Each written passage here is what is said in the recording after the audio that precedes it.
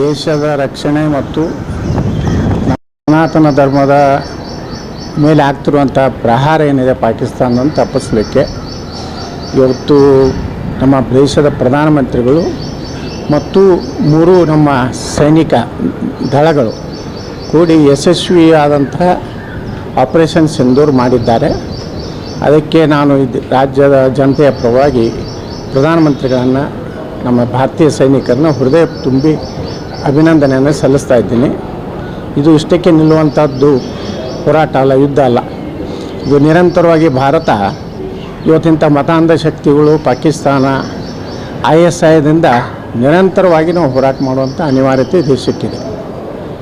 Sir, ನಿನ್ನೆ ಕಾಂಗ್ರೆಸ್ ಪಕ್ಷದಿಂದ ಒಂದು ಪೋಸ್ಟ್ ಮಾಡ್ತಾರೆ ಸರ್, ಶಾಂತಿ ಮಂತ್ರ ಗಾಂಧೀಜಿಯವರ ಒಂದು ಪೋಸ್ಟ್ ಬಳಸ್ಕೊಂಡು ಶಾಂತಿಯ ಅತ್ಯುತ್ತಮ ಅಸ್ತ್ರ ಅಂತ ಹೇಳ್ಬಿಟ್ಟು ಒಂದು ಪೋಸ್ಟ್ ಮಾಡಿದ್ರು.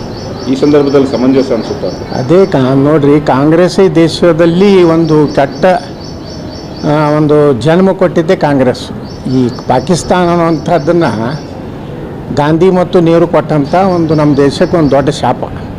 ಅದು ಇನ್ನೂವರೆಗೂ ಯಾಕಂದರೆ ಬಾಬಾ ಸಾಹೇಬ್ ಅಂಬೇಡ್ಕರ್ ಅವರು ಹೇಳಿದರು, ಭಾರತ ಮತ್ತು ಪಾಕಿಸ್ತಾನ ನೀವು ಇಬ್ಬಾಗ ಮಾಡಬೇಕಾದ್ರೆ ಇಲ್ಲಿರುವಂಥ ಕೊನೆ ಮುಸ್ಲಿಂ ಪಾಕಿಸ್ತಾನಕ್ಕೆ ಹೋಗ್ಬೇಕು, ಪಾಕಿಸ್ತಾನದಲ್ಲಿ ಕೊನೆ ಹಿಂದೂ ಭಾರತಕ್ಕೆ ಬರಬೇಕು. ಎಲ್ಲಿವರೆಗೆ ಮುಸ್ಲಿಮ್ರು ಈ ದೇಶನಾಗ ಇರ್ತಾರೆ ಅವರು ಶಾಂತಿ ನೆಮ್ಮದಿಯಿಂದ ಇರುವುದಿಲ್ಲ ಮತ್ತು ಅವ್ರು ಎಂದೂ ದೇಶಕ್ಕೆ ನಿಷ್ಠರಾಗಿರುವುದಿಲ್ಲ. ಮತ್ತೊಂದು ಧರ್ಮದ ಜೊತೆಗೆ ಸಹೋದರತ್ವ ಅನ್ನೋಂಥದ್ದು ಅವರ ಧರ್ಮ ಗ್ರಂಥದಲ್ಲಿ ಇಲ್ಲ. ಇದು ಬಾಬಾ ಸಾಹೇಬ್ ಅಂಬೇಡ್ಕರ್ ಭಾಳ ಸ್ಪಷ್ಟ ನುಡಿಯಿತ್ತು. ದುರ್ದೈವ ಅಂದರೆ ಈ ಗಾಂಧಿ ಮತ್ತು ನೆಹರು ಮಾಡಿದಂಥ ದೊಡ್ಡ ತಪ್ಪಿನಿಂದ ಇವತ್ತು ನಾವು ಭಾರತ ಇವತ್ತು ಪ್ರಾಯಶ್ಚಿತ್ತ ಪಡಬೇಕಾಗಿದೆ. ಸಚಿವ ಶಿವಾನಂದ ಪಾಟೀಲ್ ಸವಾಲು ಹಾಕಿದ್ರು, ರಾಜೀನಾಮೆ ಪತ್ರ ಸ್ಪೀಕರ್ ಕೊಟ್ಟಿದ್ರು. ಮತ್ತೆ ಅದು ಏನೋ ಮಾನ ಮರ್ಯಾದೆ ಇದೆ. ರಾಜೀನಾಮೆ ಷರತ್ತು ಒಬ್ಬ 6-7 ಸಲ ಆಯ್ಕೆಯಾದಂಥ ಒಬ್ಬ ಜನಪ್ರತಿನಿಧಿ ರಾಜೀನಾಮೆ ಕೊಡುವಂಥ ಕಾಮನ್ ಸೆನ್ಸ್ ಇರಬೇಕಲ್ಲ. ನಮ್ಮ ಗ್ರಾಮ ಪಂಚಾಯತ್ ಮೆಂಬರ್ ಗೊತ್ತಾಗ್ತದೆ ಯಾವ ರೀತಿ ರಾಜೀನಾಮೆ ಪತ್ರ ಕೊಡಬೇಕು. ಸ್ವಂತ ಕೈಲೇ ಬರೀಬೇಕು. ಸ್ಪೀಕರ್ ಬಳಿ ಹೋಗಿ ನನ್ನ ಮನಸ್ಸೋ ಇಚ್ಛೆದಿಂದ ಕೊಡ್ತಾ ಇದ್ದೀನಿ ಅಂತ ಅಲ್ಲಿ ದೃಢೀಕರಣ ಮಾಡಬೇಕು. ಅದನ್ನು ಬಿಟ್ಟು ಕಂಡೀಷನ್ ಹಾಕಿ ಅಂದರೆ ಸುಮ್ಮನೆ ನಾಟಕ. ಆತನಿಗೆ ಏನಾಗಿಬಿಟ್ಟಿದೆ, ಹತಾಶೆ ಆಗಿ. ಮೊನ್ನೆ ಮುಸ್ಲಿಮ್ನ ಒಂದು ಕಾರ್ಯಕ್ರಮದಲ್ಲಿ ಒಂದು 3-4 ಜನ ನನ್ನ ವಿರುದ್ಧ ಉದ್ದೇಶ ಏನಂದ್ರೆ ವಕಫ್ ನಮ್ಮ ಹೋರಾಟ ಯಶಸ್ವಿ ಆಯಿತು, ಕಾನೂನನ್ನ ತಿದ್ದುಪಡಿ ಅನ್ನೋಂಥದ್ದು ಏನಾಯಿತು, ಅದಕ್ಕೆ ಪ್ರಚೋದನೆ ಮುಸ್ಲಿಮ್ರಿಗೆ ಮಾಡಲಿಕ್ಕೆ ಮಾಡಿದಂಥ ಭಾಷಣ ಸವಾಲುಗಳು. ಶಿವಾನಂದ ಪಾಟೀಲ್ಗೆ ನೈತಿಕತೆ ಇಲ್ಲ.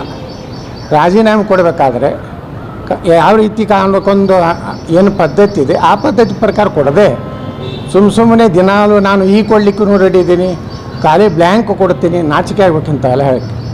ಒಬ್ಬ ಶಾಸಕಂದು ಯಾರು ಬ್ಲ್ಯಾಂಕ್ ನಿಮ್ಮ ಕೈಗೆ ನಾನು ರಾಜೀನಾಮೆ ಕೊಟ್ಟರೆ ಸ್ಪೀಕರ್ ಎಕ್ಸೆಪ್ಟ್ ಮಾಡ್ತಾರೇನ್ರಿ? ಕೈಗೆ ಸಹಿ ಮಾಡಿ ಕೊಡ್ತಾನಂತ ಮಾನ ಮರ್ಯಾದೆ ಇದೆಯಾ? 6-7 ಸಲ ಬೆಂಬಲ ಅದ ಅವನಿಗೆ. ಏನೂ ಇಲ್ಲ, ಸುಮ್ಮನೆ ನಾಟಕದು. ಅದಕ್ಕೆ ಏನಾಗಿದೆ, ಇಬ್ಬರು ಏನೋ ಚಾಲೆಂಜ್ ಮಾಡಿದ್ರು ನನಗೆ ರಾಜೀನಾಮೆ. ನಾಯಕರು ರಾಜೀನಾಮೆ ಕೊಡ್ಬೇಕು ರೀ. ನಾ ಎಲ್ಲರೂ ಹೇಳಿನ, ಎಲ್ಲರೂ ಕ್ಲಿಪ್ಪಿಂಗ್ ತೋರಿಸಿ ನಿಮ್ಮ ಯಾವ ಮೀಡಿಯಾದಾಗಿದೆ. ಸುಮ್ಮನೆ ಕೆಲವೊಮ್ಮೆ ಮೀಡಿಯಾದವರು ಉತ್ಪ್ರೇಕ್ಷೆ ಮಾಡ್ತಾರೆ.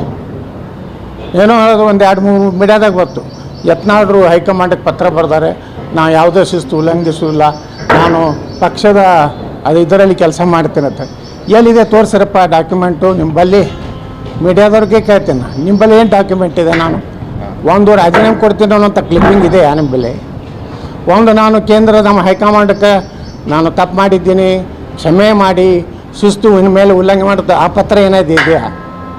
ನಾ ಯಾರ ಬಲ್ಲಿನೂ ಹೋಗಿಲ್ಲ, ಯಾರಿಗೂ ನನ್ನನ್ನು ದಯಾಪರ ನನಗೆ ರಕ್ಷಣೆ ಮಾಡೋದು ಕೇಳಿಲ್ಲ, ಮತ್ತು ಎಲ್ಲೂ ಓಡಿ ಹೋಗಿಲ್ಲ. ನಾನು ಕೆಲಸ ಇರ್ತಾವೆ, ಇವ್ರು ಕೆಲಸ ಇಲ್ಲಾರ್ದವರು ದಿನ ಇಲ್ಲಿ ಸಿಗ್ತಿರ್ಬೋದು, ಅದು ನಮಗೆಲ್ಲ ದಿನ ಸಿಗ್ಲಿಕ್ಕೆ ಆಗಲಿಕ್ಕಿಲ್ಲ. ಅದಕ್ಕೆ ಹೇಳ್ತೀನಿ, ಯಾವುದೇ ಸಾಕ್ಷ್ಯಾಧಾರ ಇಲ್ಲಾರ್ದೇ ಯಾವುದೇ ಮಾಧ್ಯಮದವ್ರು ಸಹಿತ ಸುಮ್ಮನೆ ಏನೋ ಹೊಡ್ಕೋತ್ಕೊಂಡಿರ್ಬಾರ್ದು. ಯತ್ನಾಳರು ಕ್ಷಮಾಪಣೆ ಬೇಡಿದ್ದಾರೆ, ಹೈಕಮಾಂಡ್ ಎಲ್ಲಿದೆಪ್ಪ ದಾಖಲೆ? ಹಿಂದೂ ಹಂಗೆ ಮಾಡಿದ್ರಿ 2 ವರ್ಷ ದಾಖಲೆ. ಹಿಂದೂ ಹಂಗೆ ಮಾಡಿದ್ರಿ 2,500 ಕೋಟಿ ರೂಪಾಯಿ ಯತ್ನಾಳರು ಮುಖ್ಯಮಂತ್ರಿ ಆಗ್ಲಿಕ್ಕೆ ಕೊಡಬೇಕಂತ.